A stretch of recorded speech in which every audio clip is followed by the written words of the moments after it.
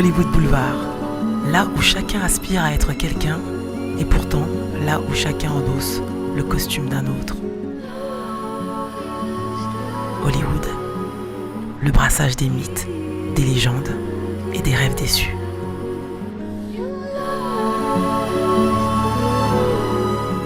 Celui qui a inspiré les plus grands, celui qui n'avait que sa peau comme principal costume, celui qu'on connaît nu sous toutes les coutures, Joe, Little Joe, l'icône de la naissance du cinéma underground, le monument incontournable du cinéma d'auteur, est resté un garçon simple, un bon voisin, un guy next door. Alors, I started making movies, I was still a child, right? I mean, was I 17 when I started shooting with the Warhol people? I was 16 when I did the nude photographs out here. They had no idea that I'd already shot these, what I call the physique photographs out here in California. I'd come to California when I was almost 16. I was like a month or so away from my birthday, or 2 months away. And I came out here, and somebody said, oh, I've got this photographer who would love to take your pictures and do these muscle magazines. You know, you got a lot of muscles, Joe. Come on, you can do this. And what is, you know, I'm 15 years old or 16 years old, and I go, sure, you know, happy to do it. And yeah, those are the photographs I talk about that still exist, that people still, you know, say, can you got those photographs? Can you send me some of those photographs? I go, no, I don't have those photographs. I had a bunch of them, but the photographer who had made the photographs had passed away, and when he passed away, his whole collection was sold and all his negatives. And somebody had made dupes of the negatives and sent me a bunch of the negatives so that I could make my own pictures, but I'm not interested, you know. But there was, I was a young, physically fit young boy who took some funny nude pictures. I mean, there are pictures with a sailor hat and pictures with a fishing net, and I've got every type of nude photo of me. And you know, it's fun when you're 60 years old or so, that you can look back and say you had a great life, you know. I had fun. I was healthy and young, and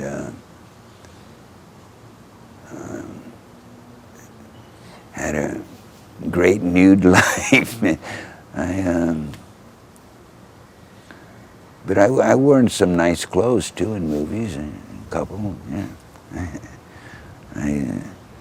I dressed up in tuxedos in a couple of the movies, you know. So, and in the Frankenstein and Dracula, I wore some period clothes, you know, some funny shirts. So I had a good time, good time. And I still have a good time with, see, there's little things that keep me happy, so I'm still a happy-go-lucky guy. Né en Floride de parents adolescents et placé en adoption à New York à l'âge de 5 ans, il vécut une enfance et une adolescence chaotiques et tourmentées, se réfugiant avec son frère, Robert, dans la rue, le vandalisme et le vol de voitures. Placé en camp de redressement pour délinquants juvéniles, où il se fait tatouer son célèbre Little Joe sur le bras droit, il s'échappe après 3 mois et retrouve Los Angeles où il pose nu pour la première fois. As a juvenile, I was, I did things that I shouldn't have been doing, and had to go off to reform school. And in reform school, everybody was putting their little homemade tattoos on themselves. And I had asked somebody to draw one on my arm, and they put it on in pen, and when they started to poke me with the needle, I said, no, I'll do it myself. So I sat there with a pin, and I poked myself over and over again until I made the Little Joe tattoo. And I've regretted it many years after, because when I was young and had to do movies, I had to be Little Joe all the time. You know, it was hard to be anybody else when you have it written on your arm. So when it's a homemade tattoo, you can't cover it up with makeup because it's a big kind of scar. Besides the ink color, there's the scar tissue, so that always shows through. So what you got to do is just not to cover it up. You just don't show it. You know, wear a shirt. Then you could be, you know, Al or Bill or somebody else. But I put it on as a young person. Regretted it when I got a little older through my movie career. I regretted it a little bit. But in my old age, it doesn't mean anything. It was just something that I did. Today, the people have so much body art all over them, you know. My little tattoo is nothing. It's like a piece of dust. Well, all right. Today, you know, there are people that could be wealthy, and still be so miserable. I could have $1 in my pocket, walk across the street, and buy myself a new 99-cent cigarette lighter, and be as happy as a pig and shit. And it's like, you know, little things can entertain me. You know, somebody else that would be no big deal to them, but you know, to me, it's the little things. If you can keep little things making you happy, you're in great shape. I don't need to go buy a new car or a big TV set. You know, I just have to be happy with what I have in life. You know, I had a great life. I've met some wonderful people over the years, from Truman Capote to Tennessee Williams to all the wonderful directors I worked with, and cinema photographers and still photographers. And I mean, a lot of them are passed on, but it was great knowing them when I knew them, you know. They had wonderful careers, and I got a chance to play in it for a while. And to have someone as fantastic as Jane Birkin saying there was a little angel in him, you know. You know, that's nice that somebody can say something nice about a guy like me. You know, but I've always been a nice guy to people. I try to keep that. I try to tell people that can go a long way with your life, you know. You don't have to get angry about stuff. It doesn't help you in anything. Figure emblématique de la factory d'Andy Warhol et du cinéma underground new-yorkais des années 70, Joe Dallesandro se révèle être une icône pour des générations. Une muse au corps sculpté, une boîte à fantasmes pour créateurs fascinés, un homme-objet, une présence lumineuse dans des univers sombres. Il fut le premier homme à afficher une totale nudité frontale à l'écran, et qui plus est, avec un détachement naturel sans pareil. Assumant d'être un objet de désir pour femmes et hommes avec une grande assurance, il deviendra alors un sexe symbole légendaire et le libérateur de la nudité masculine au cinéma. Joe Dallesandro est revenu de cette image dans laquelle il a longtemps été enfermé. Il mène aujourd'hui une vie très simple dans la capitale de l'industrie du rêve. L'homme qu'il est devenu n'a pas succombé au vertige de la beauté, et le temps qui a passé n'a fait qu'embellir sa personnalité. And every once in a while I'll get some, because I go on MySpace now, and so some people will say, "Do you remember me from, you know, Paris?" And I go, I was the assistant to the assistant. I go, "Oh yeah, I remember. I used to drive you to the set." I go, "Oh yeah, I remember." I don't remember. But I still kind of have, it's a lot of work going on MySpace, you know, being nice to your fans. Yeah. In fact, every time I don't go on for a couple of weeks, I have hundreds of new letters and new friends that I have to go and click on. And I always have to be careful because now everybody is just, they're using it as to advertise themselves, you know, or to sell things. I'm the only guy that still doesn't, I'm not looking to sell anything and I'm not looking to advertise anything. I'm just there to give my fans a little interaction between me and them. Everybody feel bad for me. I got a lot of fan mail saying, "Joe, please stop doing drugs, please. You're breaking my heart, you know, I'll take care of you, please. You don't need to do that no more." And I'm not doing drugs. It was in the movie. It's not my real life. But I had some peculiar fans over the years.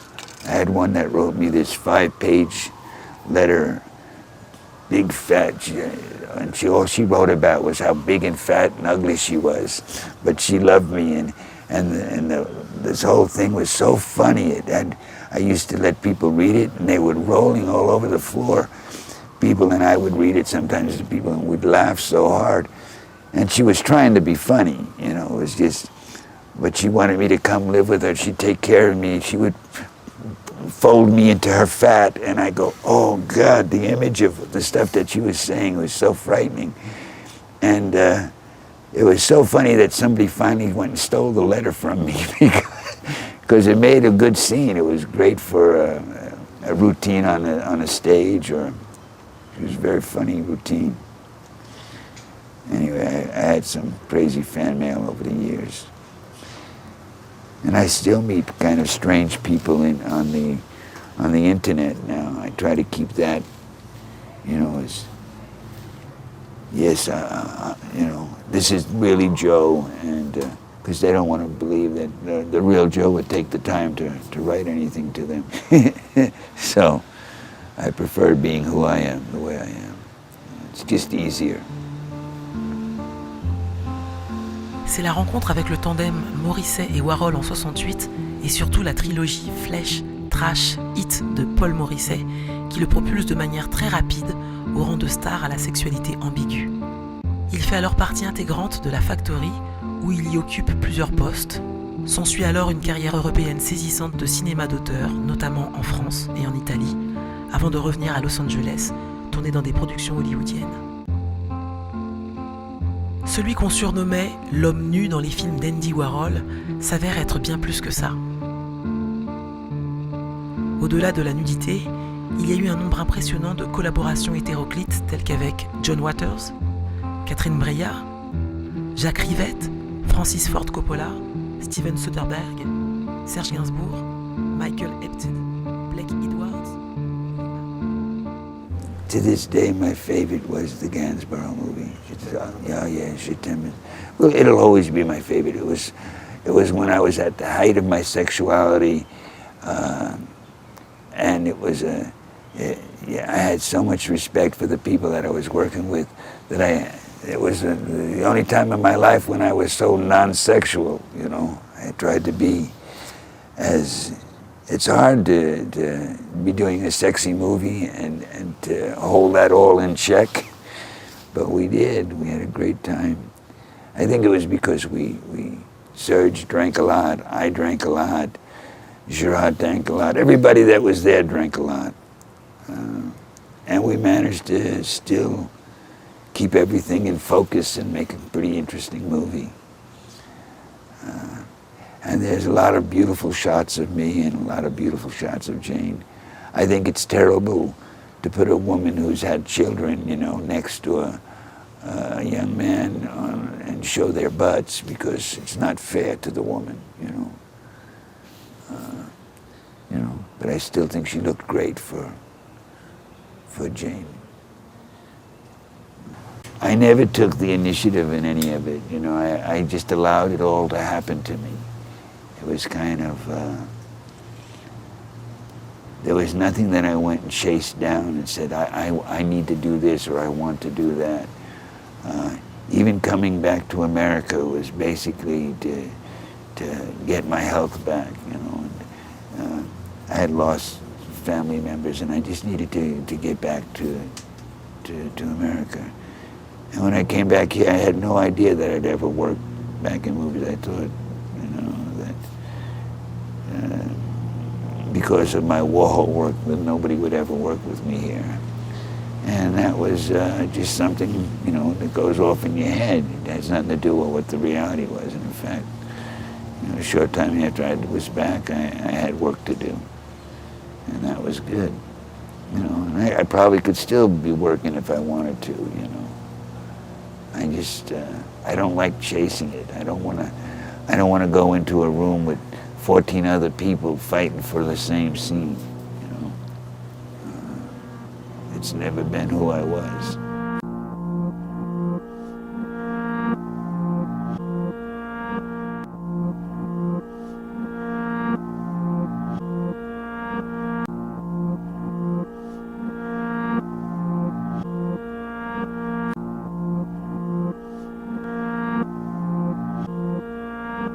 Yeah, I always thought when I had left for Europe and had my career over in Europe that because of the types of movie, the underground movie career that started my career, it wasn't really accepted in the way that it was accepted over in Europe. In America, it was looked down on. It had showings, but not the kind of showings that we had over in Europe. The big, they played more art theater houses and small. I mean, they played all over the United States, but in a smaller way, not in, let's go make 500 copies of the movie and send them all over the United States. That never happened, never would. And even in John Waters' career, where it began and where it went to was a lot different. He became the commercial. He was able to step over and become the commercial director, which I never saw Paul go and take that big risk and do. He did other movies, but never with the success that he had with me when those early things. So, not that he owes me anything, but he's got to be nice to me, otherwise I'll yell at him, and he's too old for me to be yelling at.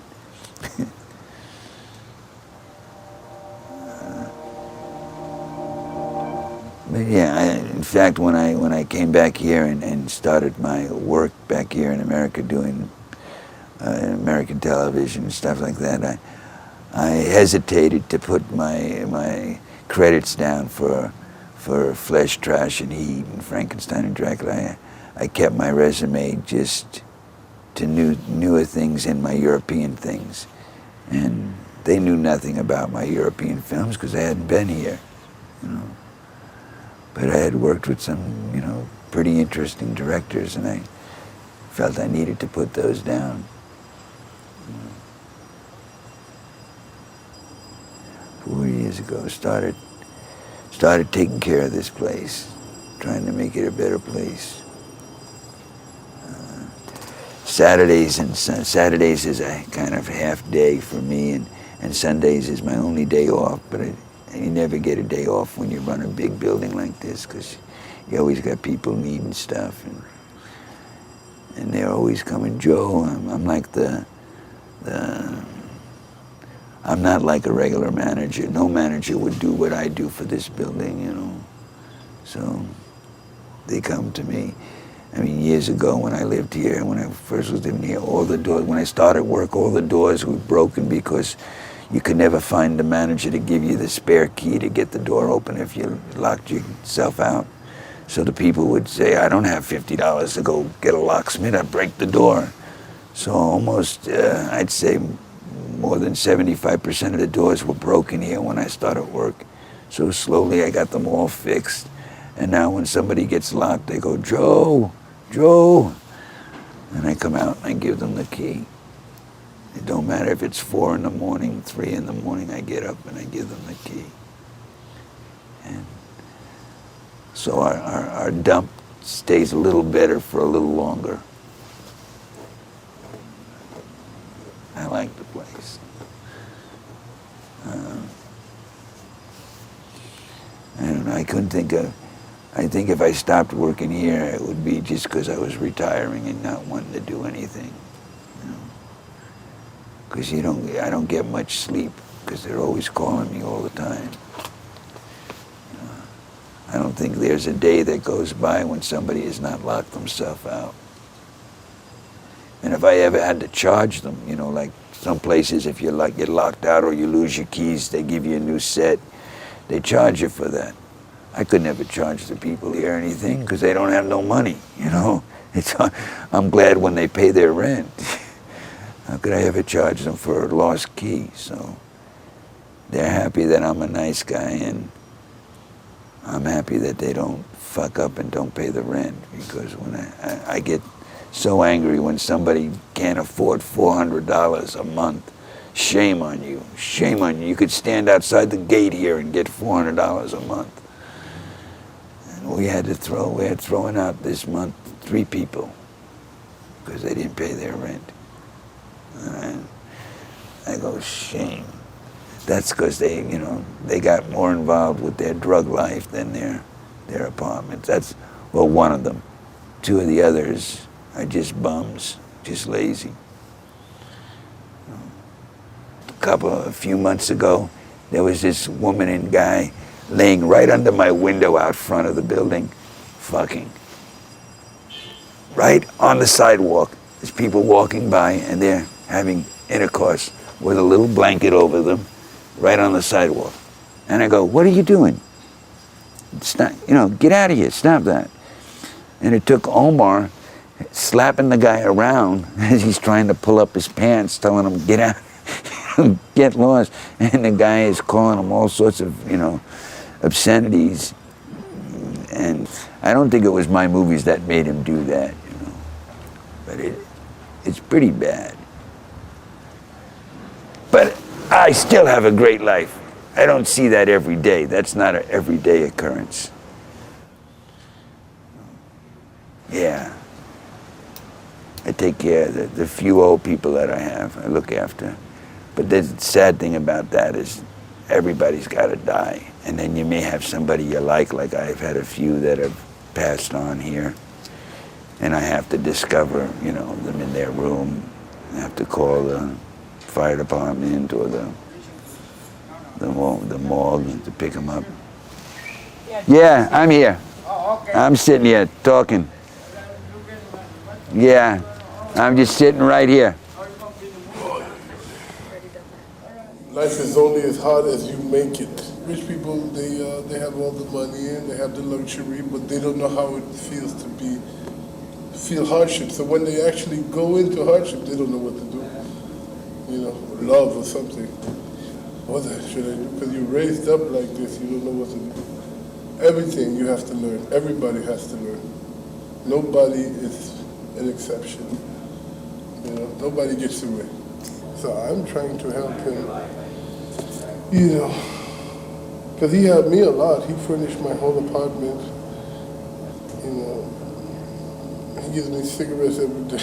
It's not good for me, but, he buys me coffee every morning, He spends a lot of money with me, honestly. Not only with me, but his ex-wife, everybody. He just gives. Never met nobody like this in my life. Hello? Yes? Did we meet before? Who is it? Chris. Hi, Chris. I'm good. Yeah, I did recognize your name. Yeah, I got your message about the Vogue thing, yeah.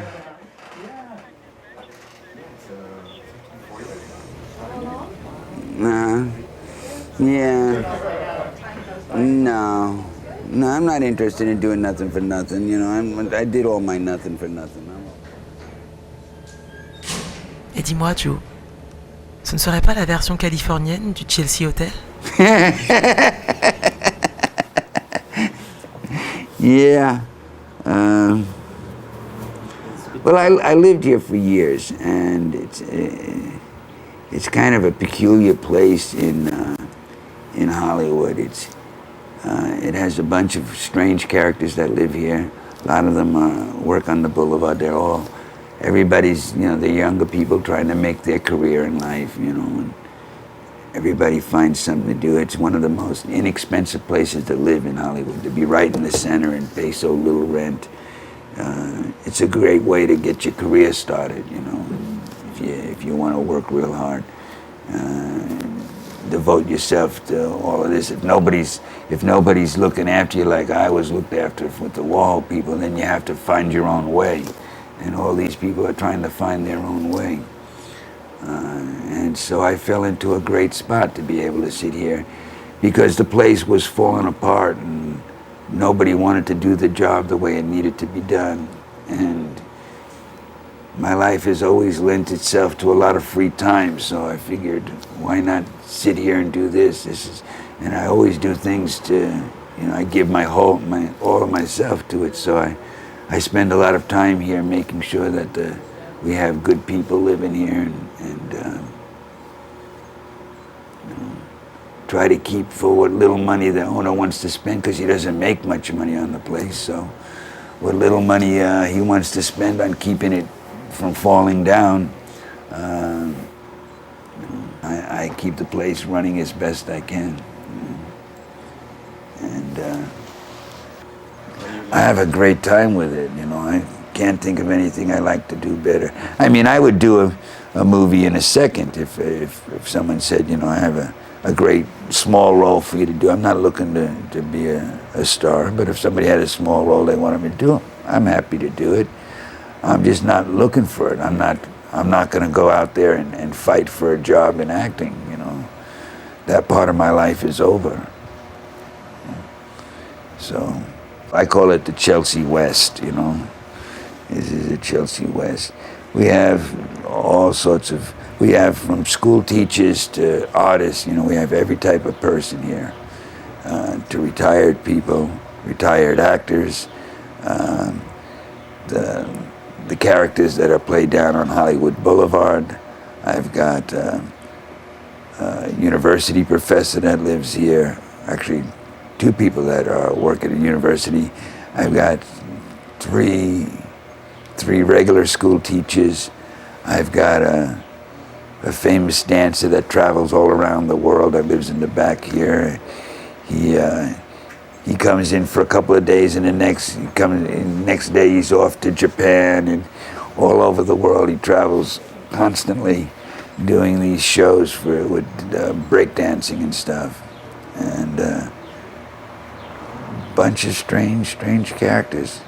And sometimes they get out of, you know, get a little crazy, and I have to tell them to calm down. But I don't want to be the dad. I just want to manage a building that has, you know, that everything flows nicely, you know. That I shouldn't have all the problems I have here, but I do. A lot of people, actors, you know, entertainers come, they live here because they're trying to get off their feet, and he helps them a lot. He helps a lot of people. But they take advantage too much, you know? You know, he doesn't care. I mean, it doesn't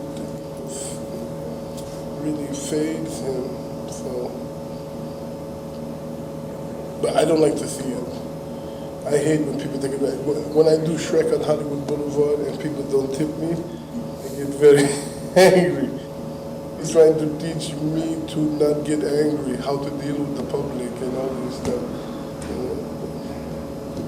He is a star. He has the compassion and the attitude to be a star. He has this quality about him, something about him. No matter, he don't think he looks so good right now, but no matter how he looks, his heart outshines his look. He don't feel too comfortable about how he looks now because of age and time and, you know, things like that. But his heart outshines his compassion. If you fall into that trap where you stop believing your own publicity or that your own fame, you get a big head and you lose yourself. You're no longer a real person. You're just some crazed, I don't know. For myself, Paul always told me that you just can't believe any of the stuff, you know. And that's how I lived my life. I was just a regular person who occasionally made a movie with Paul. So I didn't care about all the things that people wrote and all the photographs and photographers that took my picture. It wasn't important to me while it was happening. In my later years today, I can look back on it and say I worked with some famous people, but when it was happening, it wasn't really very important to me. It was just something that I did. It was something that I made myself available to do because the person that I worked for told me that's what you need to do. You need to go make these pictures, or you need to do this interview with these people. And I mean, Paul taught me not to get angry that somebody would write something different than what I said, because, you know, basically that it happens all the time, and you just can't get angry about it. You know, you shouldn't even be reading it, he would tell me. You know, he had somebody up there making scrapbooks for us, you know, collecting all the things, and so I had a scrapbook of all the things that I had, all the interviews that I did, and all the covers of magazines that I was on, and all the different ad campaigns that they used with my picture in it. So I had a little bit of all that material over the years in a collection. I've had a really great memorabilia collection of myself for many years, and I started giving it away over the years. So there's very little, it dwindled down to very little left now. But I never took the career as very important. I used to say to the directors, I remember saying, if you believe that I can do the movie, I can do the movie. Because I wasn't from the school where I trained as an actor, to become an actor, or it wasn't a great desire of mine to be a star. It was just, it was a job for me, and I showed up, and if you had to, you know, believe that I could do what you wanted me to do, I would do it, and I would do it the way Joe does it, you know, he shows up and plays Joe. Everybody that I worked with over the years was real satisfied with what I did, so I guess I was doing something right. They never said, "Oh, Joe, you suck," you know. When Andy got shot, they had asked me to come and work with them on a regular basis at the factory. And when I came in the first day of work, Andy they were taken out in an ambulance because he had just been shot by Valerie Solanas.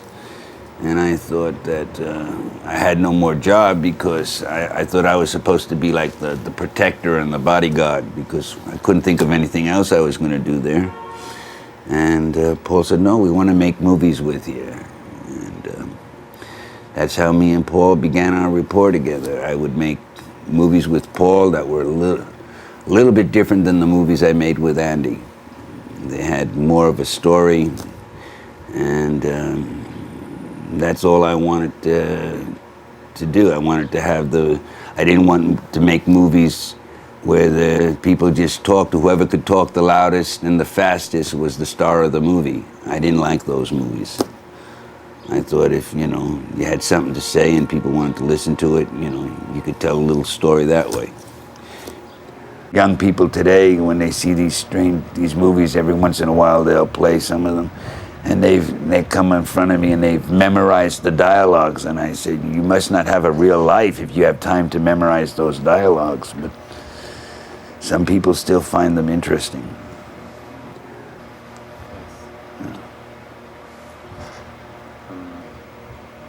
My time at the factory was,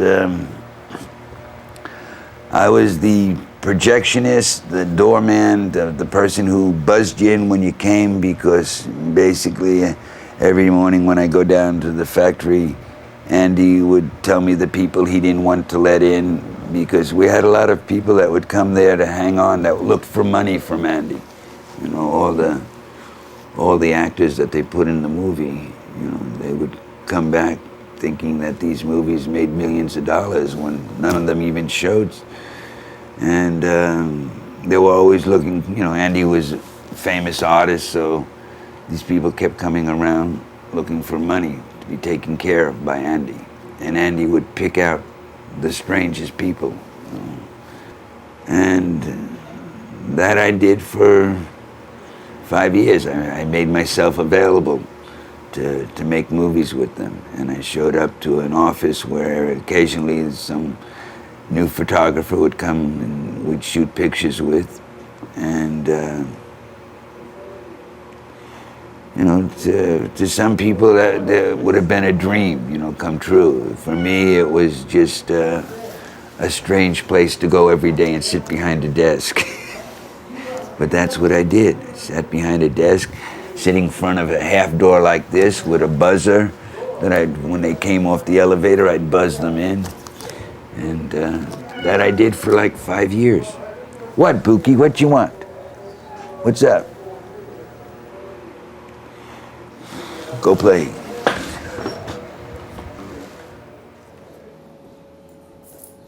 We gotta work on that thing, you know? Yeah, I'm around, just let me know. I was looking for your picture in the library because they got one of Tobias in there, about that big. Yeah, I know, I saw that. Isn't that neat? Yeah, that's nice, huh? It's a good picture too, yeah.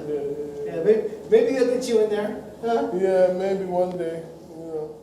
I was kind of torn because I was brought up as a child as a Christian, you know, so what I was doing I kind of thought was not right, but as I did it more often, it became as natural as wearing clothes to me. It just always seemed, you know, when Paul would ask me or tell me about a scene that would require me to not have clothing, I would always say, but why? It doesn't make sense. Why don't I? So he'd always try to figure out, to explain to me why the character doesn't have clothes on at this time. So was he's just waking up, or he's just going to bed, or this is the girl that he loves. Okay, I understand. In Frankenstein, when I'm with the prostitutes on the bed and the lizard crawls out of the back of my ass, I go, Paul, but why would that happen? Oh, it's just something funny. Come on, it's 3D, Joe. It's got to be funny, you know. I go, all right, Paul. Yeah, I mean, here's a man that I respect a great deal, and he's got me doing the strangest, craziest shit that, you know, so you got to just say, I remember that Paul used to always say this to me. He would say, you know, Joe, many years from now, this is why I kind of don't understand why he's so upset with Andy, because he would say, you know, many years from now, the movies that you do with us will play in museums and stuff like that, you know, because of Andy being an artist. And I say, okay, so you don't ever have to worry about these movies being improper because they're art, Joe. And I go, okay, I understand that, all right. But it doesn't mean that just because it's art that it has to have, you know, nothing but nudity in it all the time. Here, 40 years later, they're still taking some photographs that I did when I was 16 years old and using it in the back of some of the nudie magazines as ads for certain things. And I know they've got to have better, more attractive young men that they can use photos of, you know, with great bodies today. I mean, everybody's got washboard stomachs, worked out for years, looking great.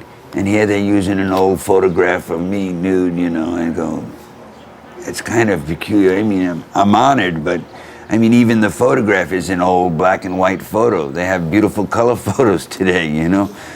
But I guess because they don't have to pay anybody, they can use it.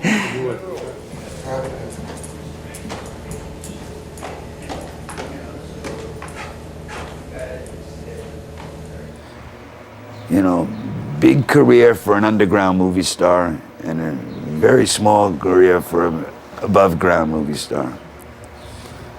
But I continued to work for a long time, so in fact, I think I even get a pension when I retire, so that's kind of nice. The myth about who I was, I remember, you know, the character that I played in these films was, is he straight or is he gay, you know? I've never been, you know, outspoken about sexuality except to say that, you know, I don't believe that it's important. What, you know, I don't say if I'm gay or straight or anything. I believe that my sex is always taking a place alone or on the screen, and on the screen it's who I'm portraying, and alone it's who I am, and everybody's not invited into my bedroom. So I think the image that was created in the making of the movies will always be there. That image of the open sexuality that I portrayed on the screen with the Morrissey movies, the trilogy, will always be there as who I am. I live with myself every day. I'm happy with who I am, but the people who saw my image and wanted me to be something for them, they're the ones that have to define who I am for them, you know. And I can't be upset of how other people see me. I gotta be happy with, you know, that anybody sees me at all, you know.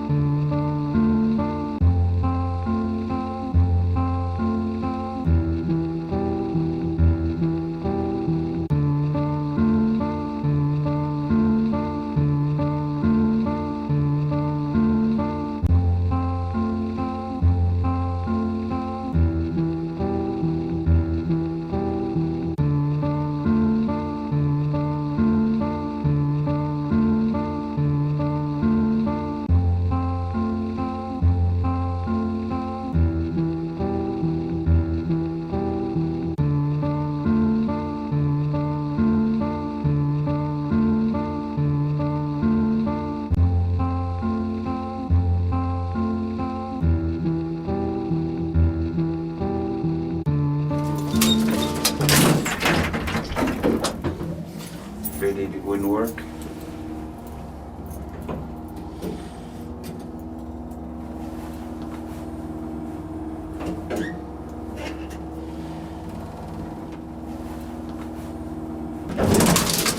Can we put it back? Okay.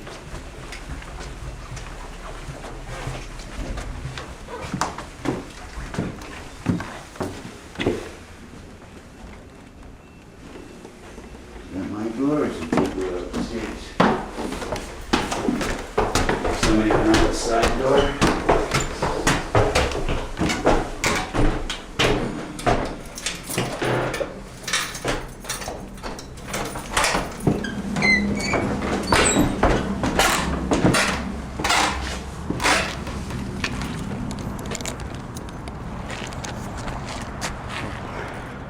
Joe laissera toujours un trouble quant à l'identification entre ses rôles et sa vraie vie.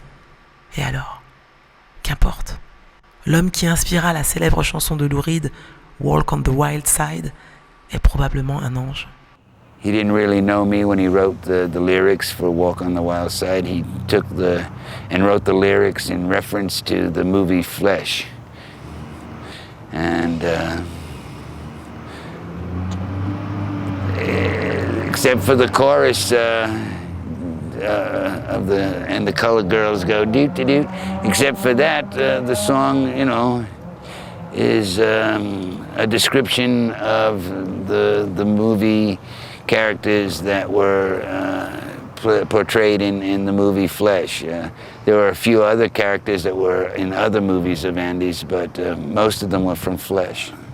And to this day, people listen to those or hear those lyrics and they think it has some kind of description of the character of my life. You know, if little Joe didn't give it away, man, I'd be a rich guy. But I've given a lot away over the years, and that's fine. Yeah, I had it to give, so I gave it, you know. You know, there are a lot of people who are never asked to do anything in life, you know. And if nobody asks you to do anything in your life, you don't do anything. It's people demanding, you know, of you,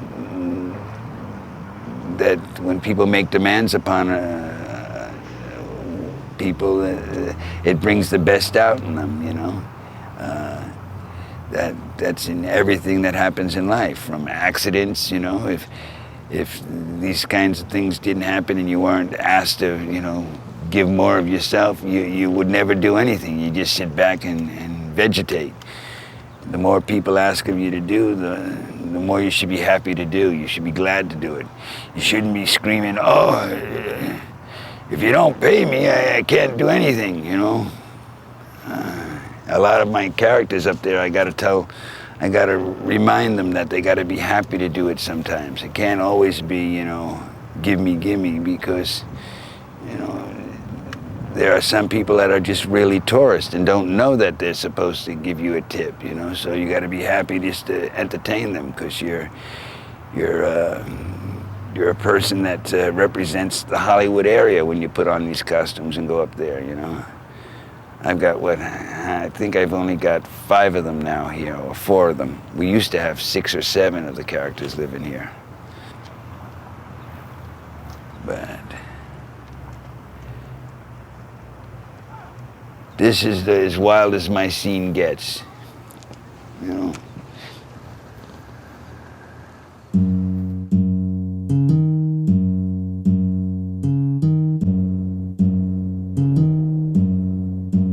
Only clowns who play with don't believe. What you like before? Did all you see the dream? Roast and roasting, Mama growing.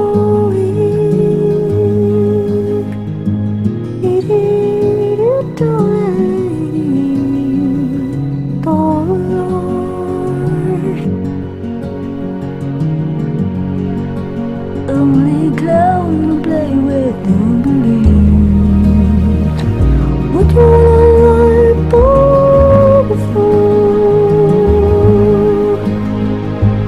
Did all you see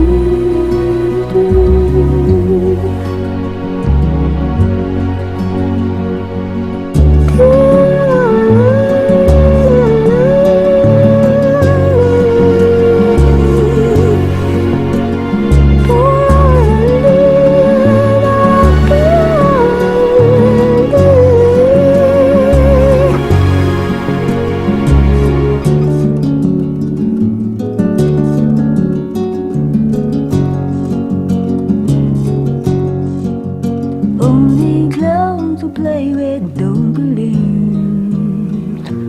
Pass it what I'm in record. Dear light, I'm watching you. Roast and roasting, more good. Tears that roll down, oh Lord.